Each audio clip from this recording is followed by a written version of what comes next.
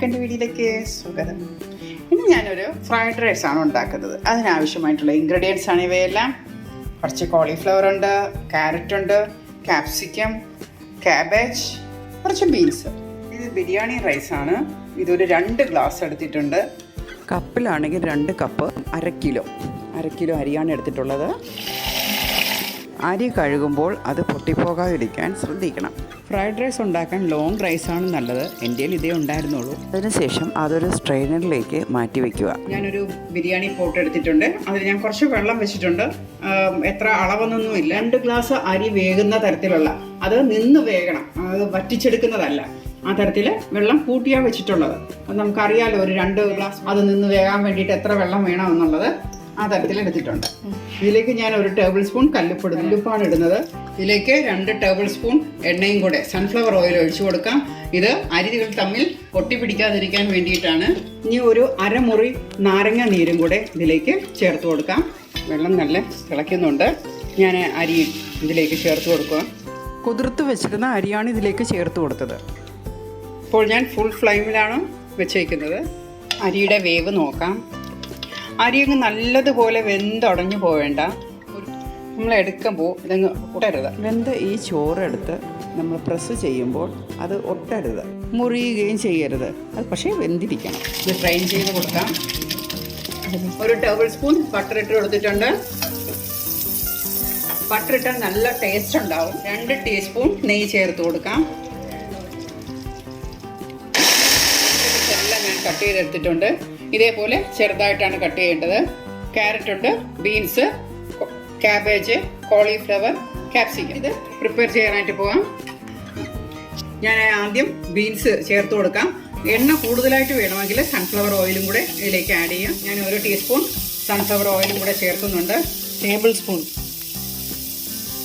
High ഫ്ലെയിമിലിട്ടാണ് ഇത് വേവിക്കുന്നത്. അതിന് നമുക്ക് ക്യാരറ്റ് ചേർത്ത് കൊടുക്കാം. ഒരു 2.5 കപ്പ് ക്യാരറ്റ് ഉണ്ടാവും. ക്യൂബ്സ് ആയിട്ടോ കുറച്ച് ചെറുതായിട്ടോ ഒക്കെ കട്ട് ചെയ്യാം. നമ്മുടെ ഇഷ്ടത്തിനനുസരിച്ച്, ആവശ്യാനുസരണമനുസരിച്ച് നമുക്ക് കട്ട് ചെയ്തെടുക്കാം. 1 കപ്പ് കോളിഫ്ലവർ ഉണ്ട്. മഷ്റൂം, ഗ്രീൻ പീസ്, ഇതെല്ലാം ആഡ് ചെയ്യാവുന്നതാണ്. പിന്നെ നല്ല ഹൈ ഫ്ലെയിമിലിട്ട് തന്നെയാണ് ഇത് കുക്ക് ചെയ്യേണ്ടത്.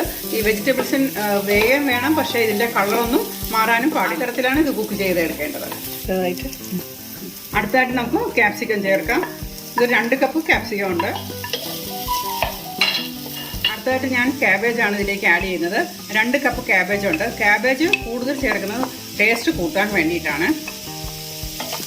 ഇതിലേക്ക് 2 ടീസ്പൂൺ ഉപ്പ് ചേർക്കുന്നു. 1 ടേബിൾ സ്പൂൺ സോയാ സോസ് ചേർത്ത് കൊടുക്കുന്നുണ്ട്.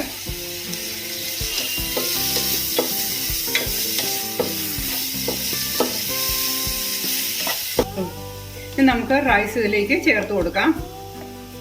ഇത് ആദ്യം ഞാൻ പകുതിയാണ് ഇടുന്നത്. ഇട്ട് നല്ലതുപോലെ ഒന്ന് ഇളക്കുക. അതൊക്കെ ഒന്ന് മിക്സ് ചെയ്യുക. അതിനുശേഷം ബാക്കി കൂടെ ഞങ്ങൾക്ക് ആഡ് ചെയ്യാം.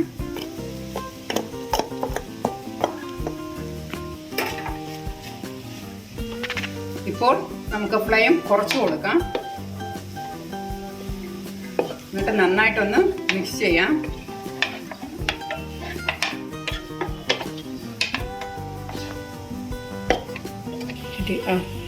ഇതിലേക്ക് 2 ടീസ്പൂൺ പെപ്പർ ഞങ്ങൾക്ക് ആഡ് ചെയ്ത് കൊടുക്കാം. അതിനുശേഷം ജസ്റ്റ് ഒന്ന് ചെറുതായിട്ട് ആണ് മിക്സ് ചെയ്ത് കൊടുക്കേണ്ടത്. നല്ലതുപോലെ ഇളക്കരുത്. അത് ചോറൊക്കെ ഉടഞ്ഞു പോകും. നൈസായിട്ടാണ് ഇളക്കേണ്ടത്. അത് കഴിഞ്ഞിട്ട് നമുക്ക് ഇങ്ങനെ മറിച്ച് കൊടുക്കാം.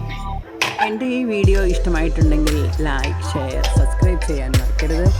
എല്ലാവരും ഒന്ന് ട്രൈ ചെയ്യുക. എന്നിട്ട് എൻ്റെ ഫീഡ്ബാക്ക് അറിയിക്കുക. എല്ലായിടും അത് മിക്സ് ആയിട്ടുണ്ട്. അങ്ങനെ നമ്മുടെ വെജ് ഫ്രൈഡ് റൈസ് റെഡി ആയിട്ടുണ്ട്. ഇനി പുതിയൊരു വീഡിയോയുമായി വരുന്നതുവരെ bye bye. Thank you for watching.